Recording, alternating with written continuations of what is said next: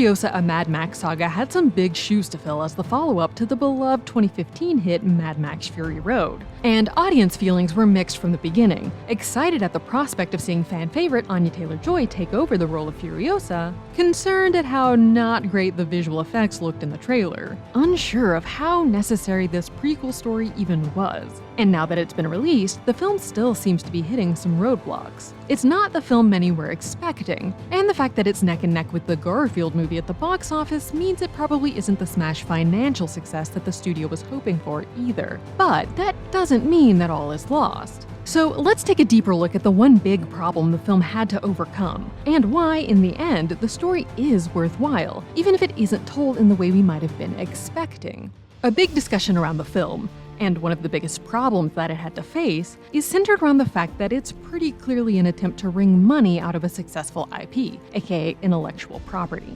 Fury Road was a surprise smash hit, and given that Furiosa became a fan favorite and got even more attention than Max himself, it wasn't a huge surprise to eventually hear that she would be getting her own story. I am one of the Fumolini! Of the many mothers! My initiate mother was K.D. Concannon. I am the daughter of Mary Jobasa. The desire to get every last drop of cash out of any even marginally successful property with sequels, prequels, TV offshoots, and more certainly isn't new. But in recent years, it's become a rather exhausting exercise in which studios seem to refuse to do anything but pump out safe content with characters and locations that they already know are moneymakers, often finding ways to shoehorn in as many callbacks and references to those bygone beloved properties as they can, because they so desperately fear having to place their bets on anything new.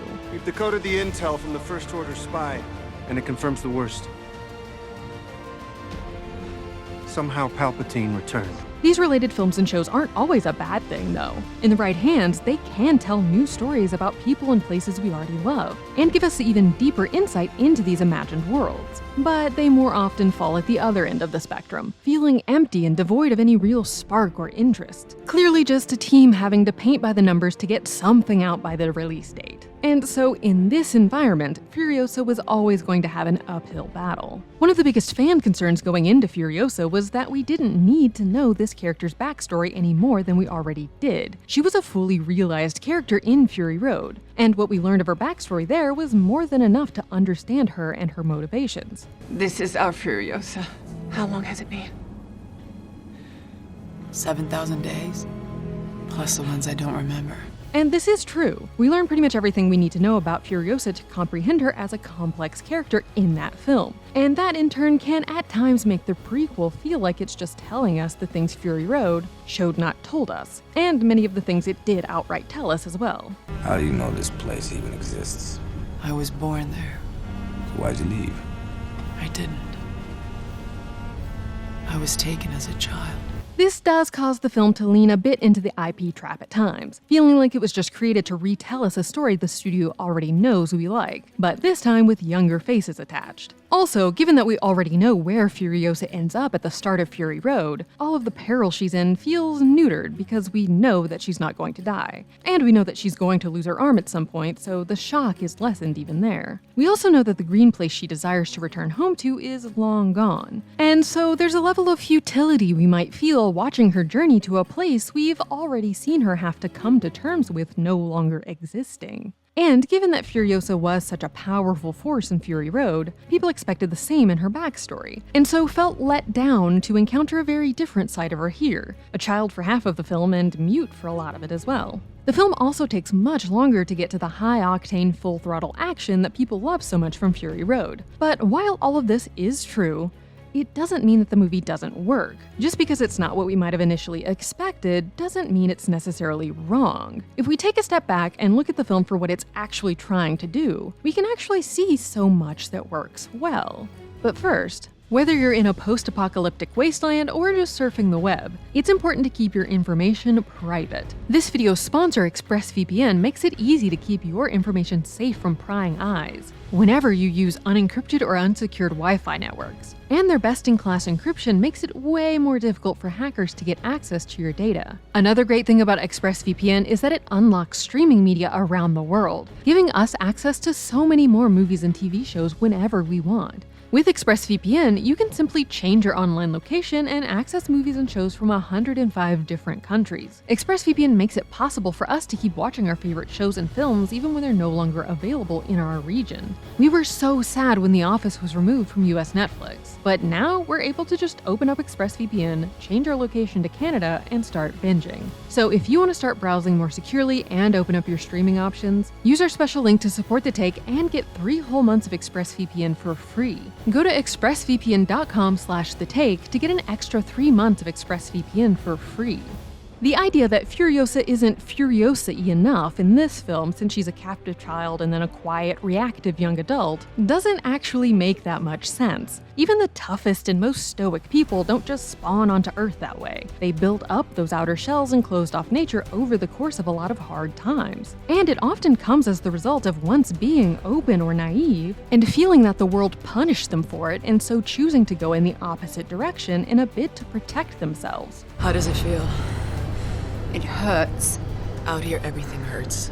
You want to get through this? Do as I say.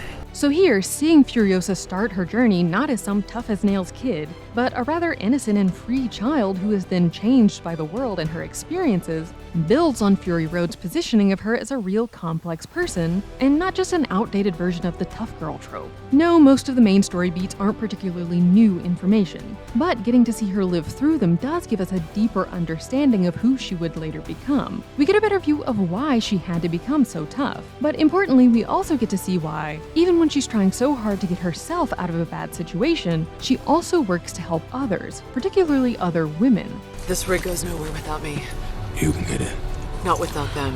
She built up her toughness and power not in a vacuum, but as a means to an end, to save herself and to try to right some of the wrongs in the world. And Furiosa's capacity to hold on to that hope for a brighter future, even when it seems impossible in the wasteland, is a key part of her character. You know, hope is a mistake.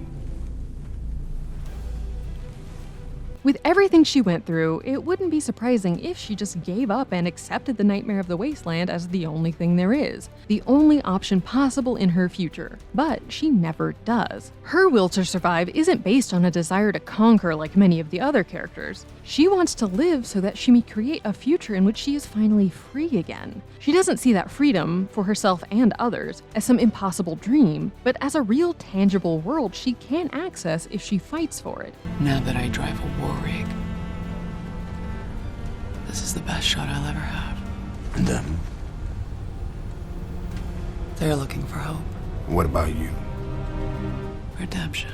It might at first seem sad or even pointless to explore her backstory searching for the green place in Furiosa, since we already know how it plays out in the end. But the truth is, her search isn't about the physical place. It's about finding, or recreating, that place from her past where she and all other women can be free and at peace again. It doesn't end up being the green place, but that doesn't mean it won't ever exist at all. Because as long as she's alive, she'll keep fighting to bring that reality to life however she can. Furiosa's story is one of someone being shaped by a cruel world, but also, equally as important, about someone fighting back against that cruel world. In Furiosa, we see her evolve as she learns more about this horrible world and what it takes to survive in it, eventually developing a deeper understanding that does allow her to find ways to move forward towards her goals. And while this process does necessitate her forming that tough outer shell, she never lets go of her inner humanity, as so many in the wasteland have. A lifetime of suffering can sand away at the kinder parts of your humanity and replace them with harshness and hate. And we can see this in the way that most of the people in this world treat each other and even themselves. But in people like Furiosa and Jack, we see how integral holding on to that seed of compassion and humanity is. It doesn't always mean things will work out well for them, but it's the only way to ever have the possibility of moving forward. Being willing to keep crawling toward the light at the end of the tunnel even when it's been almost entirely blotted out by darkness can seem like an impossible task, but it's also the only way to escape. Furiosa's story shows that, despite what some might suggest, compassion and hope do not equal weakness. In fact, retaining those things in the face of such a cruel world is in fact one of the most difficult feats of strength there is. The movie's finale leans into this idea as well. While Dementis is positing that revenge won't fix Furiosa's past is clearly just a bid to save himself, she does stop to think about it for a moment. But it's because revenge isn't really the point. She wants to make sure she's making the choice that will have the greatest possibility of leading her to the future she desires. She knows she can't go back, and that nothing will undo what has been done to her or anyone else. But she also knows that she has the power to choose what her future might hold. And if the dubiously reliable narrator is to be believed, she decided to use his still living body to fertilize a peach tree that she then used as sustenance while she planned the escape we see in Fury Road. Furiosa isn't just Fury Road again, but that's not a bad thing. It's always hard to follow up such a beloved film, but just doing a copy and paste sequel would have felt even more deflating than going in a different direction. The film is a fun installment in the series, and full of great performances. The difference in time span covered, a decade and a half compared to Fury Road's handful of days, does change the pacing, but once the film gets going, it does give that wild spectacle that fans loved in Fury Road. And while nearly losing the weekend box office race to a lasagna-eating cat might feel like a bad sign, it's important to remember that Fury Road opened second to Pitch Perfect 2, and not being at the top of the box office didn't stop it from being a hit. There's also just the fact that we need to let go of the Marvel first weekend box office is the only thing that matters-ification of moviegoing, but that's a whole other video altogether. Furiosa certainly isn't a perfect film, but it is good at what it's actually trying to do. While it's currently getting a bit lost in the shadow of its predecessor, in time it will more likely have the opportunity to be appraised in its own right. In the end, the most important thing Furiosa imparts is how important it is to never let the world, no matter how cruel, snuff out your hope for a better tomorrow, or stop you from fighting to make it happen. That's the take. Click here to watch the video we think you'll love, or here to check out a whole playlist of awesome content. Don't forget to subscribe and turn on notifications. And make sure to subscribe to our Patreon for exclusive new videos.